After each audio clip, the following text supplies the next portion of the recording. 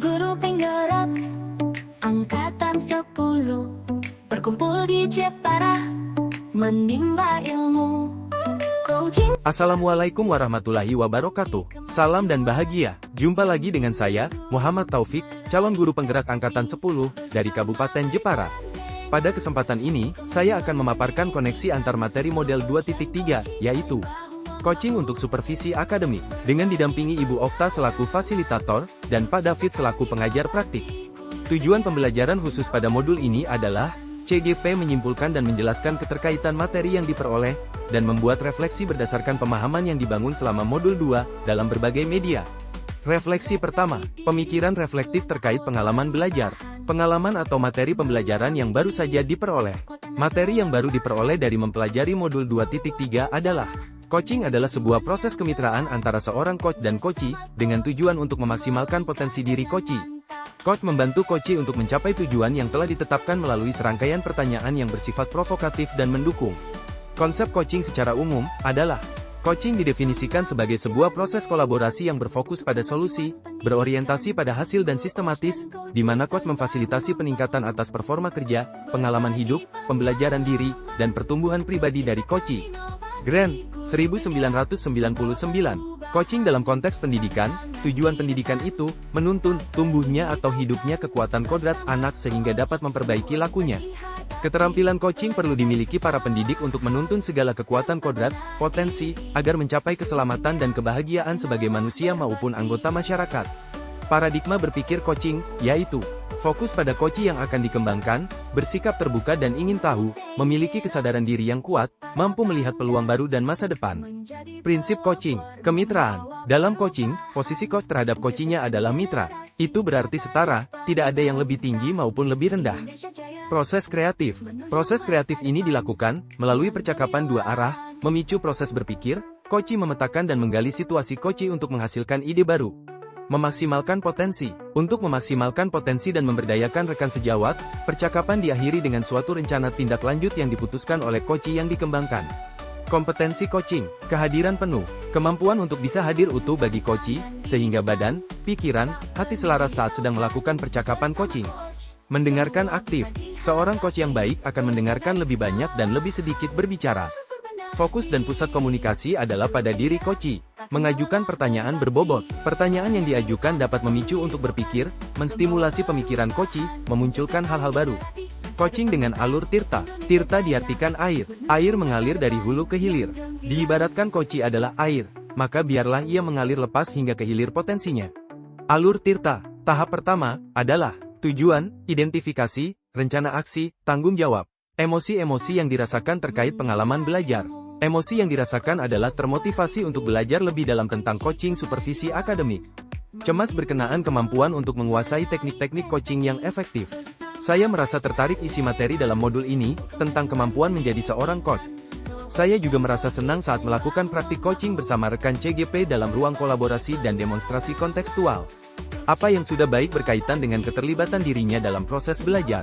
Mendapatkan pemahaman materi coaching dan melakukan praktik coaching bersama rekan CGP pada sesi ruang kolaborasi dan demonstrasi kontekstual. Mempraktikkan coaching dengan menerapkan alur tirta dan melakukan coaching untuk supervisi akademik dengan menjadi 3 peran dalam coaching.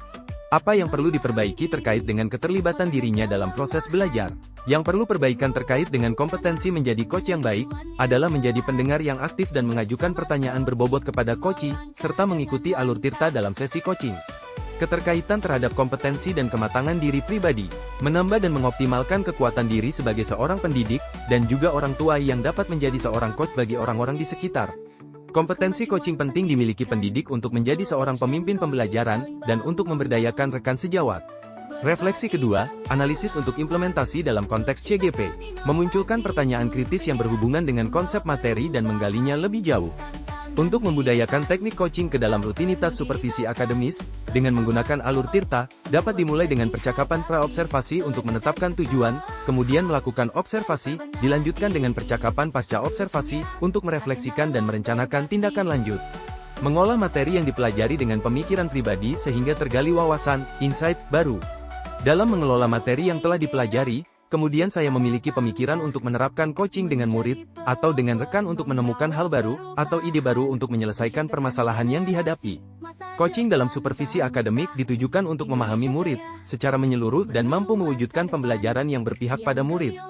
Menganalisis tantangan yang sesuai dengan konteks asal CGP. Tantangan dalam penerapan coaching ini adalah, terbentuknya mindset pada rekan sejawat atau atasan bahwa coaching ini adalah sebuah penilaian, terjadinya komunikasi yang satu arah, yaitu dari atasan dalam pelaksanaan supervisi.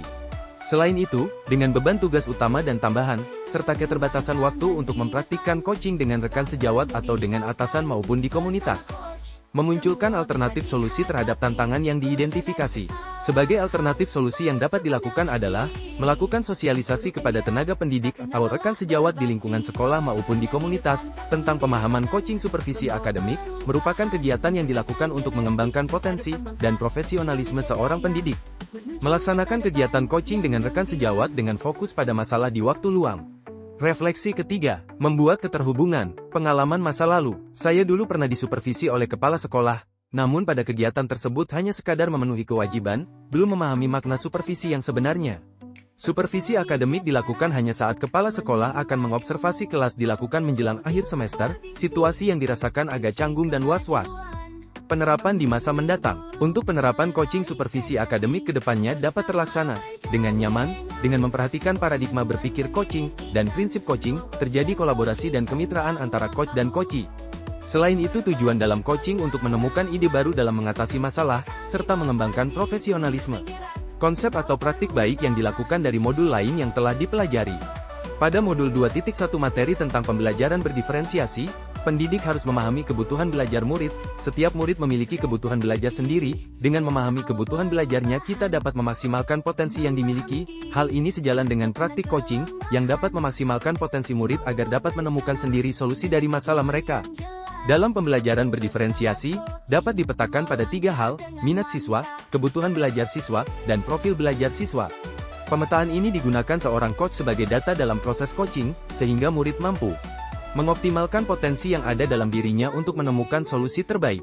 Pada modul 2.2 materi tentang pembelajaran sosial emosional, di dalamnya terdapat teknik stop dan mindfulness yang dilakukan untuk dapat membuat suasana menjadi lebih fokus.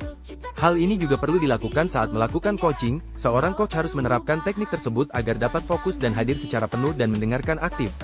Ada beberapa kompetensi dalam PSE, kesadaran diri, pengelolaan diri, kesadaran sosial, keterampilan berelasi dan pengambilan keputusan yang bertanggung jawab.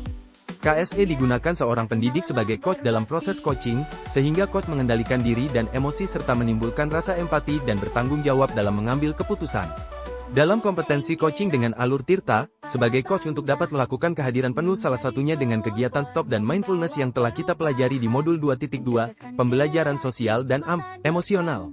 Salah satu prinsip coaching adalah memaksimalkan potensi dan memberdayakan rekan sejawat. Percakapan perlu diakhiri dengan suatu rencana tindak lanjut yang diputuskan oleh rekan yang dikembangkan, yang paling besar kemungkinan keberhasilannya. Informasi yang didapat dari orang atau sumber lain di luar bahan ajar PGP. Informasi lain yang saya dapatkan selain dari PGP adalah melalui kegiatan literasi yang saya lakukan diantaranya dengan searching di internet, tentang coaching dan dengan kolaborasi bersama rekan sejawat yang dapat memberikan wawasan tambahan tentang coaching. Demikian semoga bermanfaat. Terima kasih. Wassalamualaikum warahmatullahi wabarakatuh. Salam guru penggerak, tergerak, bergerak, dan menggerakkan. Guru penggerak, tak kenal lelah berbakti.